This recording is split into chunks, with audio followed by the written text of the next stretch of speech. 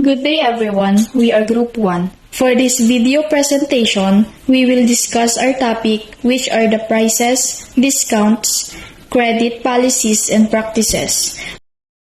We have objectives to define our topic which are factors to consider in making pricing decision, factors involved in setting the retail price, what are the types of discounts, credit policies, and last is the 4 types of open change account.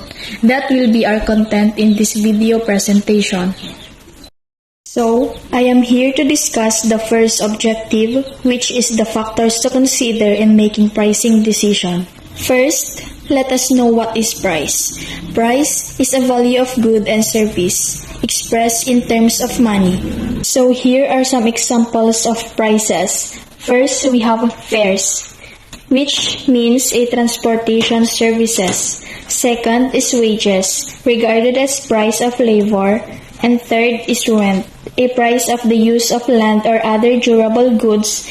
And last is the interest, which is considered as the price of advances of money.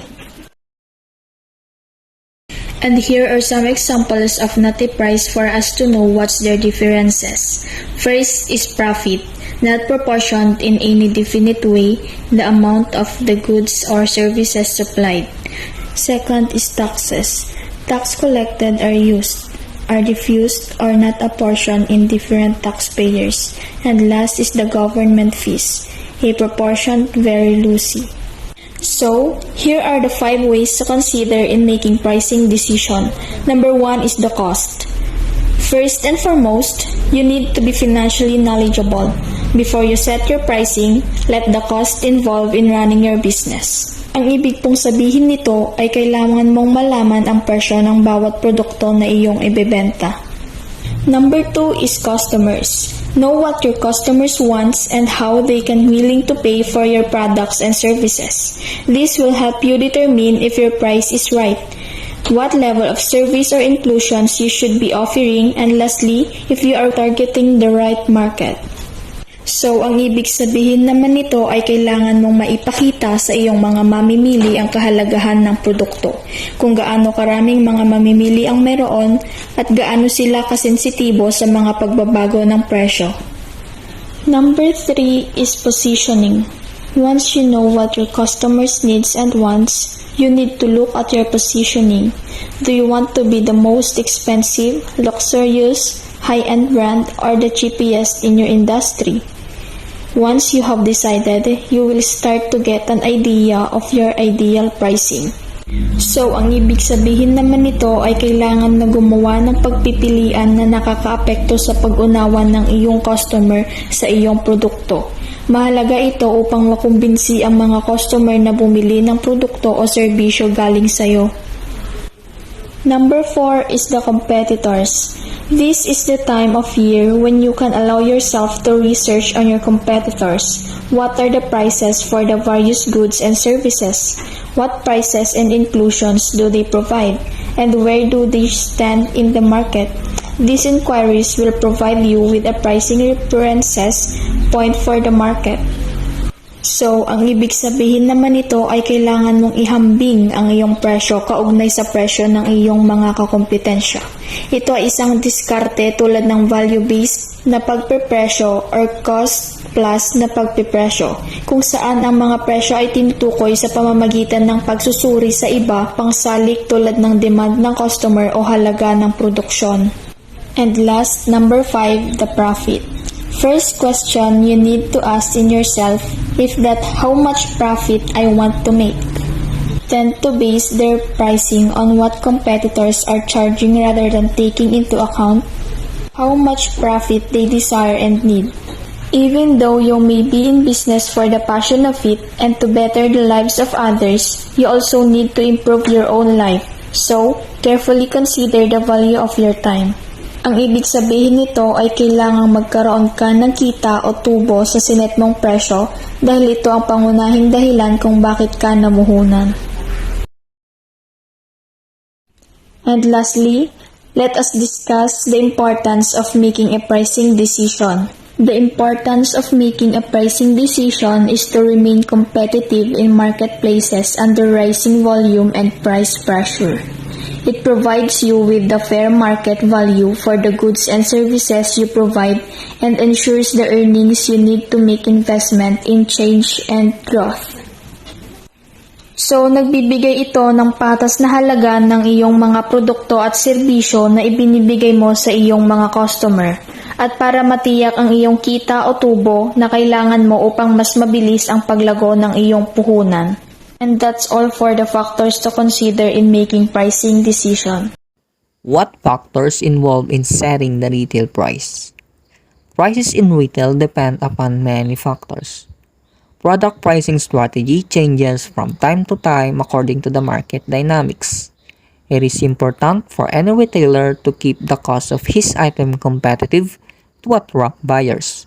So, sa madaling salita po, ang factors involved in setting the retail price ay ito po yung mga presyo ng tingian or retail ay nakadepende sa maraming kadahilanan daw po.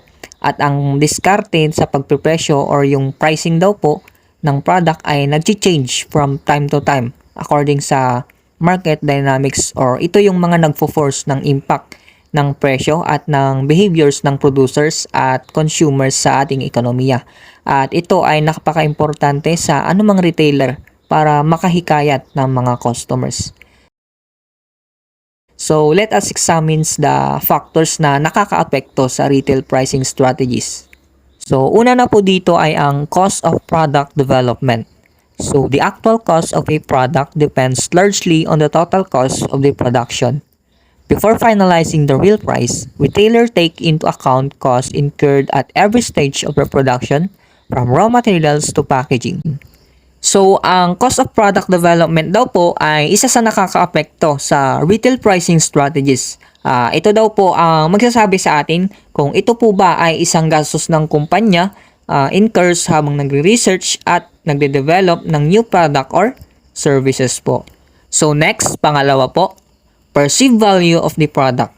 So, if a commodity is priced too low, buyers get the feeling that materials used in production are of inferior quality. Retailer must maintain a fine balance between perceived value of a product and its cost. Customers feel that low price means poor quality if perceived value is taken into account. So, ang perceived value of the product daw po ay isa rin daw po sa nakakaapekto sa retail pricing strategies. So, sa madaling salita po, ang perceived value of the product ay kapag daw po mababa ang presyo, ay mafe-feel ng customer na ang produktong binibili niya ay low quality.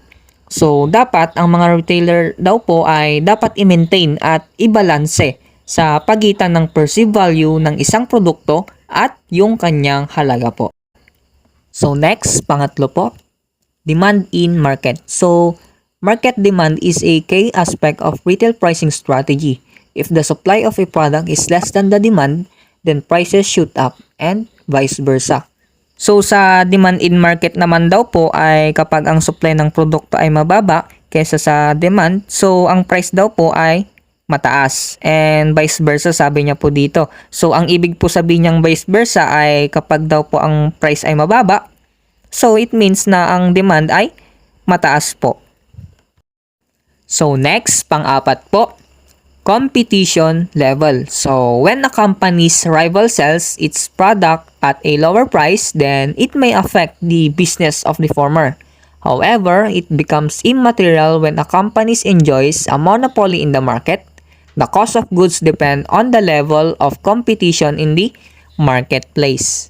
So, dito po sa competition level, kapag daw po yung rival company nyo ay nagbenta ng mumurahing mga produkto, so maapektuhan po tayo doon sa inyong demand or yung dami ng bibili sa inyong business sa kadahilanan ng pagbebenta ng inyong kalaban ng mumurahing mga produkto po.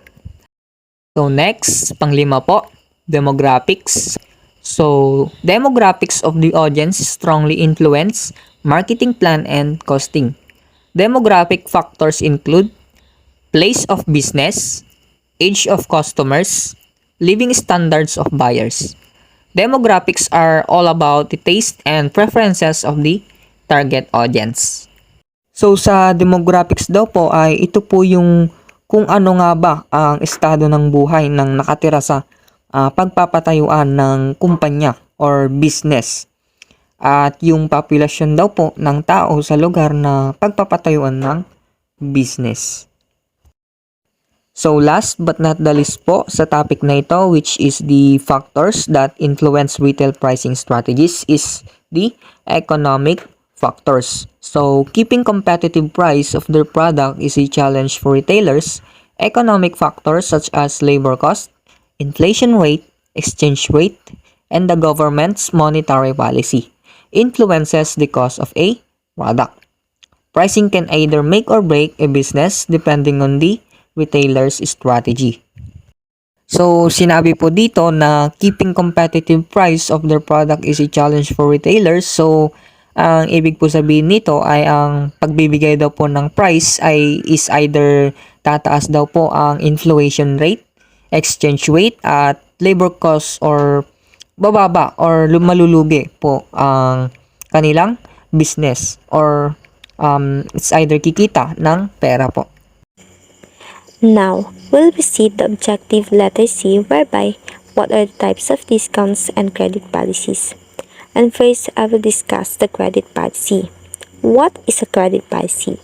A credit policy contains guidelines that structure the amount of credit granted to customers, as well as how collections are to be conducted for delinquent accounts. It means that a credit policy can improve your cash flow and protect you from clients who refuse to pay what they owe.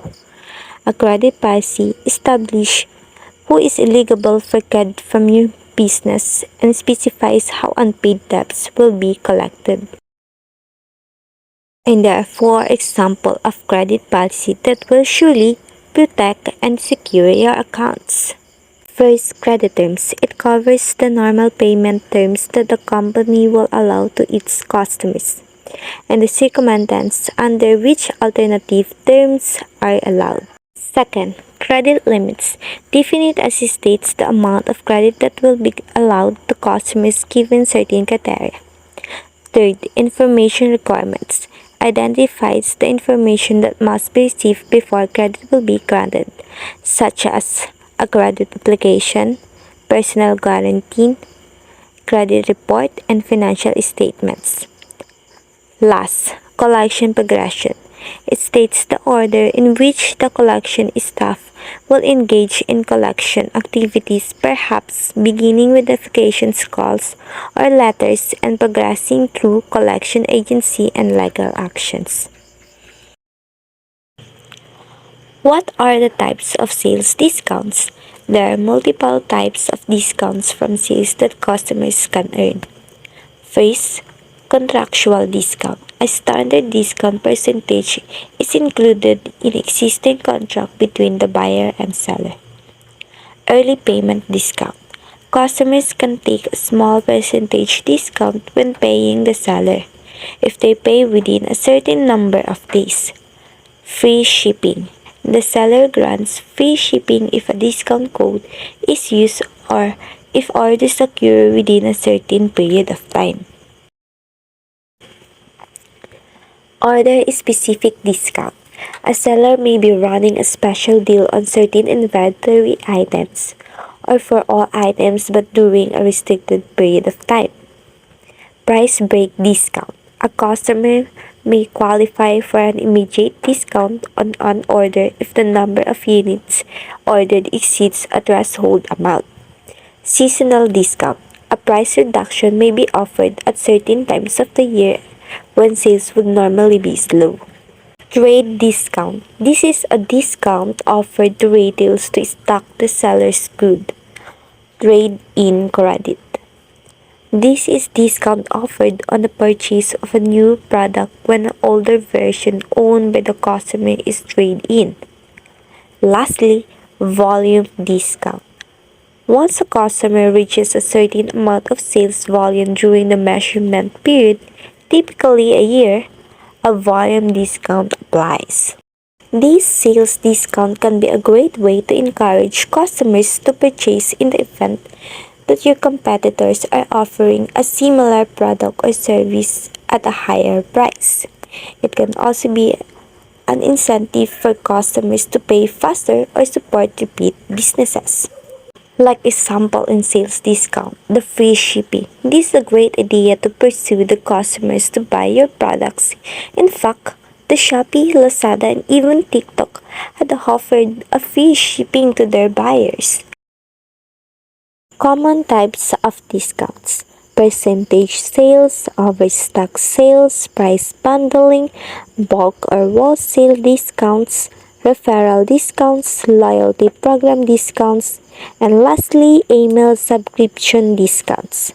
These common types of discounts will increase the company's sales as well as the customer's loyalty, but surely will continue to buy or purchase more of the company's products. Also, this will be strengthen the relationship between the customers and the seller. Now, we'll proceed the last objectives, which is what are the four types of open charge account. First, revolving account. A revolving trade account is an account that provides a credit limit that allowed to use and pay back over time. Ibig sabihin nito ay limitado lang ang pagbili o paggamit ng iyong account at dapat mong ibalik ang halagang ginamit mo sa paglipas ng panahon. This revolving trade account will monitor the user's their credit report, current balance, and minimum monthly payment. For example, a revolving account that commonly used is a credit card. Second, installment account. Installment trade account are agreements for paying an account over time. These accounts show the original and current balances of the credit report as well as the amount due each month. Ito ay isang kasunduan na kailangan bayaran sa paglipas ng taon.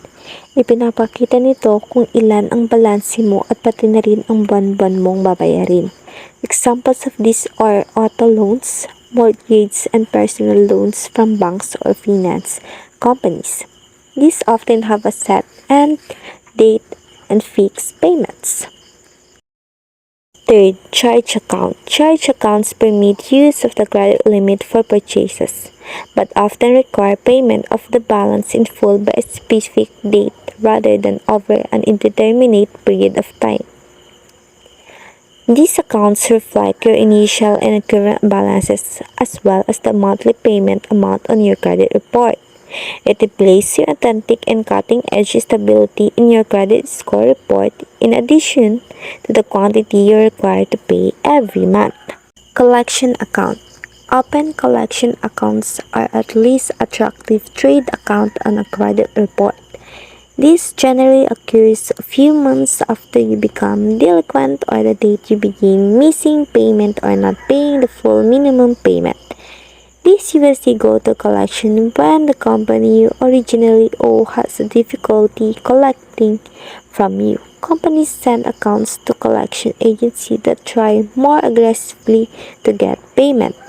Halimbawa na lang ay ang home credit. Diba? It typically calls you when you have not yet paid and minsan pa nga pati number ng file mo tinatawagan nila. That's our end of media reporting. Thank you all for listening. And by the way, at the end of our video presentation, we have provided some questions for our classmates.